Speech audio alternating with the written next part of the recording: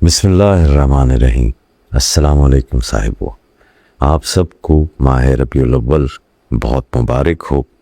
आप जानते हैं कि इस माह मुबारक हबीब खुदा मोहम्मद मुस्तफ़ा सल्लल्लाहु अलैहि वसल्लम की आमद हुई और इस माह तमाम दुनिया में मुसलमान हज़ूर नबी करीम सल्लल्लाहु अलैहि वसल्लम की सीरत, आपके शुमाइल, आपके किरदार, आपकी ज़िंदगी, आपकी अहादीस, आपकी सुन्नतों का ज़िक्र करते हैं, मोहब्बतों के गीत गाते हैं। तो हमने भी ये इरादा किया कि इस माह हम जितना भी हमारा वीडियो कंटेंट है वो जनाब मोहम्मद मुस्तफ़ा सल्लल्लाहु अलैहि वसल्लम आकाए दो जहां की सीरत के ऊपर करें और सीरत के उन हवालों से गुफ्तगू की जाए जिनके मुताल्लिक अमूमन ज़्यादा गुफ्तगू नहीं होती है। और ये वो पहलू हैं कि जहाँ पर हम मुसलमानों की कबाइली सोच और हमारी इलाकाई रिवायात को दुनिया और मुखालिफीन इस्लाम यूँ ज़ाहिर करते हैं कि जैसे ये इस्लाम की तालीमात हो। अमूमी तौर पर मुसलमानों और इस्लामी दुनिया के ख़िलाफ़ जब भी बात की जाती है आज के इस जदीद दौर में, तो उसमें औरत के हकूक़ के ऊपर बहुत ज़्यादा शोर मचता है। तो मैंने ये फ़ैसला किया कि इस माह मुबारक में सीरत के इस पहलू के ऊपर हम सबसे पहला प्रोग्राम करें। इस पर गुफ्तगू करने से पहले आप हजरात से एक दफ़ा फिर गुजारिश यही है कि मस्बत पहलू को ये जदीद एल्गोरिदम्स इतनी ज़्यादा फ्रीडम ऑफ रीच नहीं देते हैं। तो इस प्रोग्राम की ज़्यादा तरसील के लिए रसूल करीम सल्लल्लाहु अलैहि वसल्लम किस तरह से औरत को एक रहमत, इज़्ज़त, वक़ार और उसके एहतराम वजूद बताते हैं, आपके इस पहलू को ज़्यादा से ज़्यादा रीच मिले तो ज़रूर इस वीडियो को लाइक भी कीजिएगा और इसको शेयर भी कीजिएगा और इसमें अगर कुछ इजाफ़ा करना चाहते हो तो ज़रूर कमेंट्स भी कीजिएगा। तो साहिबो, जब हम सीरत के आईने में झांकते हैं तो एक ऐसा नूर झलमिलाता है जो सिर्फ अहकाम का रंग नहीं, रहमत की खुशबू भी है। और उस रहमत की सबसे सटल, सबसे लतीफ़ तजल्ली औरत के तौर पर ज़ाहिर होती है। नबी रहमत सल्लल्लाहु अलैहि वसल्लम ने औरत को महज एक वजूद और एक रिश्ते के तौर पर ही नहीं देखा, वो इसे अमानत रब, इज़्ज़त वजूद और रहमत कायनात के हिस्से के तौर पर देखते हैं। इसीलिए आप सल्लल्लाहु अलैहि वसल्लम की हयात तैयबा में औरत कभी कमज़ोर शय नहीं रही। ये हमेशा से करम की, इज़्ज़त की, अता की मुस्तहिक शख्सियत है। आप सल्लल्लाहु अलैहि वसल्लम ने हमें ये ज़ौक़ दिया कि औरत की इज़्ज़त करना फ़कत इखलाक नहीं है, ये इबादत है। उसके साथ रहमत बरतना फ़कत मुआशरत नहीं है, सोशल मोरालिटी नहीं है, ये मेराज इंसानियत है। और उसके वजूद की हुर्मत पे ढाल बन जाना ये फ़कत गैरत नहीं है, ये मुहम्मदी निस्बत है। आप जानते हैं कि अहद जहालियत की रात में जब बेटियों को दफन कर दिया जाता था, जब निकाह तिजारत और महर सूद का बाजार था, जब औरत न वरासत रखती थी न आवाज़ रखती थी, तब कुरान ने रोशनी की पहली लहर फेंकी। डरो नहीं, रिस्क रब देता है। जी, इनके हकूक वैसे ही हैं जैसे जिम्मेदारियां। بھلائی، نرمی، انصاف، ان کے ساتھ جیو۔ تو یوں سیرت محمدی صلی اللہ علیہ وآلہ وسلم نے دل پر ایسا نقش کھینچا جہاں عورت کے لیے 10 راستے کھلے: عزت، امن، تعلیم، اوپینین، رائے، اونرشپ، انہیریٹنس، ملکیت، وراثت، نکاح میں اختیار، رزق حلال میں حصہ، عبادت میں قرب اور معاشرے میں وقار۔ یہ سب فضل حکم سے نہیں، رحمت کے ہاتھ سے عطا ہوئے ہیں۔ آنگن نبی صلی اللہ علیہ وآلہ وسلم کی سبحان اللہ پہلی ترسگاہ حضرت خدیجہ رضی اللہ عنہا سہارا کا پہلا نام ہے۔ آپ صلی اللہ علیہ وآلہ وسلم نے ام المومنین کی وفاداری کو، ان کی کیئر کو، ان کے احساس کو عمر بھر یاد رکھا۔ گویا بتایا کہ عورت کا ساتھ مرد کی نبوت نفس کو سنوارتا ہے۔ پھر حضرت عائشہ علم، ذہانت اور محبت کی رفیق، ان سے حدیث کی صورت میں آدھا نصف دین کا حصہ ہم تک آیا۔ نبی پاک صلی اللہ علیہ وآلہ وسلم نے ان کے ساتھ دوڑ لگائی، انہیں مسجد کی دیوار سے ٹیک دے کر حبشیوں کا کھیل دکھائے، جی پردے کے ادب میں محبت کی تماشا بینیاں سکھائیں، جی اور پھر فرمایا تم میں بہترین وہ ہے جو اپنے گھر والوں کے لیے بہترین ہو۔ تو آپ صلی اللہ علیہ وآلہ وسلم گھر کے کام میں ہاتھ بٹاتے، کپڑا سی لیتے تھے، جوتا مرمت کر لیتے تھے۔ یہ صرف انکسار نہیں تھا، یہ جمال نبوت ہے جس نے گھریلو خدمت کو عبادت بنا دیا۔ تو کبھی جب ہم یہ سنتوں کے اوپر عمل پیرا ہونے کی بات کرتے ہیں تو ہم ان سنتوں کے اوپر عمل پیرا کو نہیں ہونا پاتے۔ جی گھر کی صفائی میں حصہ بٹا دیجئے، اپنا کام خود کر دیجئے، یہ بھی سنت رسول ہے، اور اس کے اوپر کوئی جھگڑا نہیں ہے کسی بھی مکتبہ فکر کا۔ یہ سنتیں ہیں۔ آپ صلی اللہ علیہ وآلہ وسلم نے کبھی بھی عورت ذات کو اس کے اوپر ہاتھ نہیں اٹھایا، خادم پر بھی ہاتھ نہیں اٹھایا۔ یہ صرف روایت نہیں ہے، یہ مردانگی کی نئی تعریف ہے۔ مردود وہ ہے جو قوت ضبط میں نہیں رہتا، جی جو ضبط نہیں کر پاتا۔ اور پھر سیدہ فاطمہ الزہرا، ہائے وہ در، وہ موتی جہاں سے ادب، باطنی ادب پھوٹتا ہے، جن کے بارے میں فرمایا کہ فاطمہ میرا حصہ ہے۔ آپ صلی اللہ علیہ وآلہ وسلم ان کے آنے پر کھڑے ہوتے ہیں۔ یہ سنت نہیں ہے، جی بیٹی کو اتنی عزت اور تکریم دینا کہ اس کے آنے پر کھڑے ہو جائیں، یہ سنت ہے نا۔ حدیث کے اوپر آپ کو اختلاف ہو سکتا ہے کہ ضعیف ہے، مستند نہیں ہے، راوی کون ہے، یہ تو سنتیں ہیں۔ اولاد کو بھی عزت دے دینا، ان کے لیے کھڑے ہو جانا۔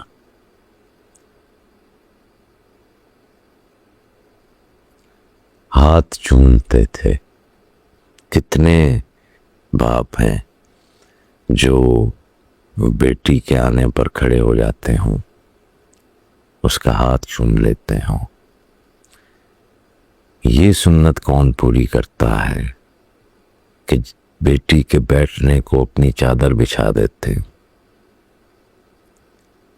یہ سکھایا ہے ہمارے کریم آقا نے، یہ آپ کی سنت ہے کہ باپ کی غیرت بیٹی کی عزت سے جڑتی ہے، اس کی آواز سننا عبادت ہے، اس کی تکر پہ ہاتھ رکھنا صدقہ ہے، اور پھر وہ بشارت کہ جس نے 2 یا 3 بیٹیوں کی کفالت خیر سے کی اس کے لیے جنت کافی ہے۔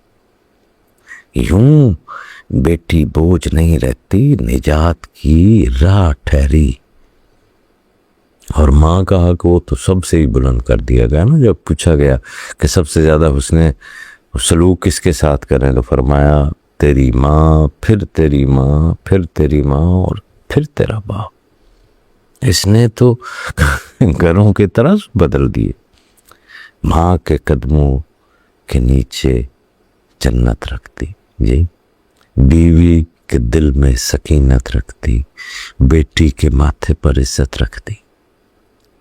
اللہ اللہ۔ اور پھر نبی کریم صلی اللہ علیہ وآلہ وسلم کی ازواج مطہرات، ہم تمام مسلمانوں کی ام المومنین ازواج مطہرات کے ساتھ آپ صلی اللہ علیہ وآلہ وسلم کی رفاقت کو بھی دیکھنا چاہیے کہ وہ مشاورت پر قائم تھی۔ حدیبیہ کی گھڑی میں ام سلمہ ام المومنین حضرت ام سلمہ کی رائے نے امت کی عقدہ کشائی کی۔ غصہ آیا تو سکوت، اختلاف ہوا تو نرمی، اور غیرت ہو تو عدل۔ یہ وہ آداب ہیں جن سے رشتہ ازواج بنتا، جڑتا اور سنورتا ہے۔ رسول کریم صلی اللہ علیہ وآلہ وسلم نے فرمایا کہ شیشوں سا نازک دل ہے، نرمی کرو۔ یہ کوئی کمزوری کی تعبیر نہیں ہے، شیشوں سا نازک دل ہے یعنی حساس اتنا ہے، اس کی سینسٹیوٹی کی حفاظت کرو، اس کی حساسیت کو دیکھو۔ آپ صلی اللہ علیہ وآلہ وسلم نے تو زبردستی کے نکاح کو رد کیا ہے، عورت کے رضامندانہ اختیار کو اصل اقرار قرار دیا ہے، مہر کو حق سمجھایا ہے، جہیز کی نمائش کو سنت کے خلاف مزاج بتایا ہے۔ یہ سنت ہمیں نہیں نظر آتی۔ جب ہم نمائشیں کرتے ہیں جہیزوں کی تو یوں نکاح کو محبت کی امانت بنا دیا، سوداگری نہیں رہنے دی۔ مدینہ کی گلیوں میں عورتیں فقط گھر پہ ہی نہیں رہتی تھیں، شہر کی تربیت میں شریک تھیں۔ سمیہ رضی اللہ عنہا صبر کی پہلی شہید ہوں، تو تاریخ نے لکھا کہ عورت کی ثابت قدمی دین کے ستونوں میں سے ہے۔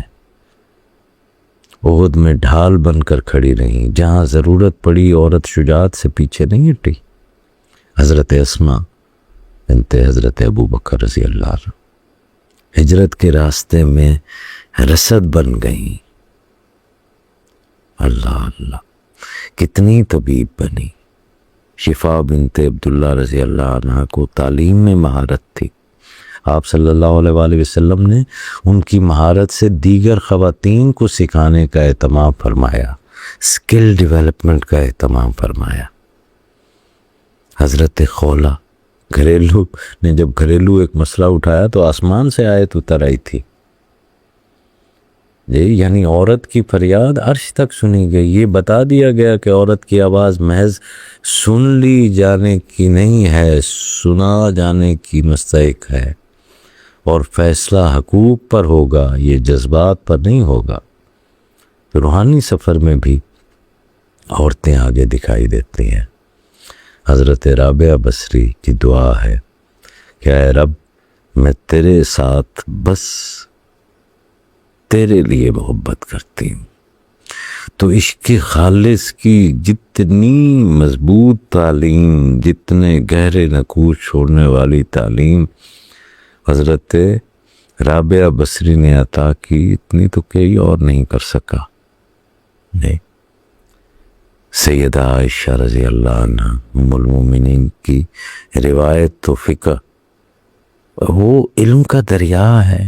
سیدہ فاطمہ رضی اللہ عنہ، فاطمہ الزہرا، آپ کے زہد، آپ کے علم،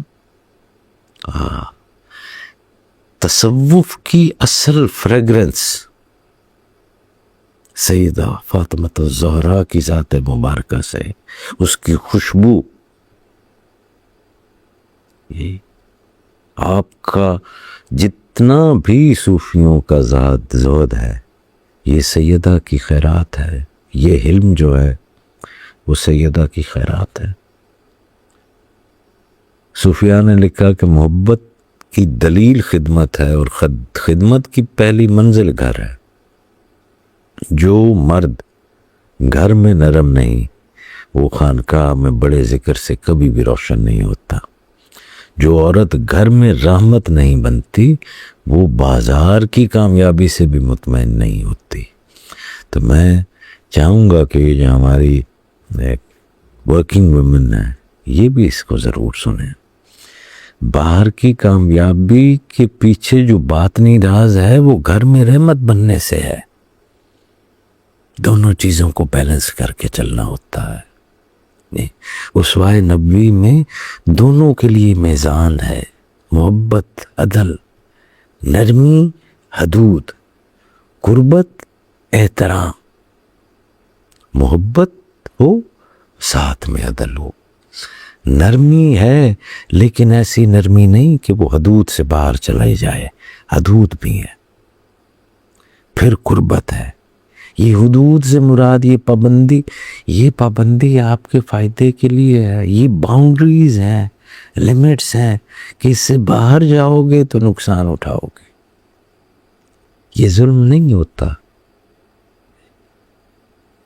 قربت ہو لیکن ایسی نہ ہو کہ عزت اور احترام جو ہے وہ چلا جائے. تو آئیے صاحبان، اس ماہ مبارک میں جہاں پر ہم حضور نبی کریم صلی اللہ علیہ وآلہ وسلم کی زندگی کے اور پہلوؤں کے متعلق جانیں گے، آج اس پہلے پروگرام کے بعد آپ کی اس وسوہ کو جو آپ کے گھر کے اندر ہو سکتی ہے، اس کو تو آغاز کریں. باپ بیٹیوں کو اپنی نشستیں آفر کرنا شروع کر دیں، ان کے احترام میں کھڑے ہو جائیں. کتنی خوبصورت سنت ہے یہ. بیویاں اپنے شوہروں کے لیے نرم مزاج ہونے لگ جائیں. اتنی بڑی سنت ہے کہ آپ اپنے لہجے میں نرمی لے آئیں. کتنی بڑی سنت ہے کسی بھی مرد کے لیے کہ وہ اپنی نظر میں حیا لے آئے. کتنی بڑی سنت ہے کسی بیٹے کے لیے کہ وہ اپنے ہاتھ میں خدمت لے آئے، ماں کا ہاتھ بٹا دے. کتنی بڑی سنت ہے کہ آپ خودداری کا تحفظ کرنے لگ جائیں. کتنی بڑی سنت ہے کہ آپ بیٹی کو علم کی جستجو پر لگا دیں. تو یہ سب سنتیں ہیں جی. برابری پر بیٹی اور بیٹے کو رکھ دیں، اتنی بڑی سنت ہے. رشتوں میں رضا کے احترام کو لے آئیں، کتنی بڑی سنت ہے. جہیز کے نام پر ظلم کا انکار کر دے، کتنی بڑی سنت ہے. کتنی بڑی سنت ہے کہ آپ وراثت میں بیٹیوں کو ان کا حق دے دیں.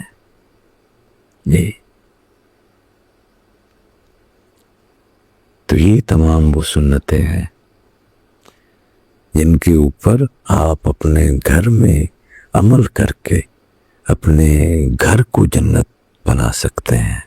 سیرت پر عمل کرنے کے لیے صرف باہر کا ہی تھوڑی ہے، گھر سے شروع کریں.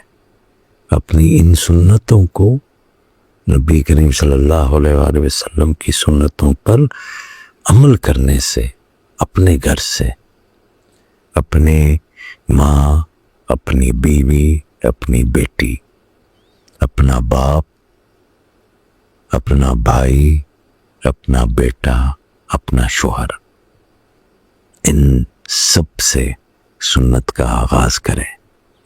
یقین مانیے آپ کے گھر میں وہ برکت پیدا ہوگی جو آپ کو اتنی باطنی قوت عطا کرے گی کہ باہر کی دنیا میں، خارج کی دنیا میں کوئی بھی قوت آپ کے سامنے نہیں ٹھہر پائے گی۔ اگر ان سنتوں کو نبی کریم صلی اللہ علیہ وآلہ وسلم کی آہلی زندگی اور آپ کے اس چار دیواری کے اندر کے معمولات میں جو سنتیں ہیں، اگر آپ ان کو، اس کے علم کو، اس معلوم کو اپنا معمول بنا لیں تو یہ آپ کا گھر ایک قلعہ ہے جو آپ کو مضبوط کرتا ہے۔ ویسے ہی نہیں کہتے کہ ہر کامیاب مرد کے پیچھے ایک عورت ہوتی ہے، نہیں، جب آپ یہ حقوق اور فرائض اس کے ادا کرنے لگتے ہیں تو آپ کے اندر ایک طاقت آنے لگتی ہے، اور وہی عورتیں ملکہ کہلاتی ہیں جو اپنے شوہر کو بادشاہ کے مقام پہ رکھتی ہیں۔ تو اس میں سبق صرف مردوں کے لیے ہی نہیں ہے، عورتوں کے لیے بھی ہے۔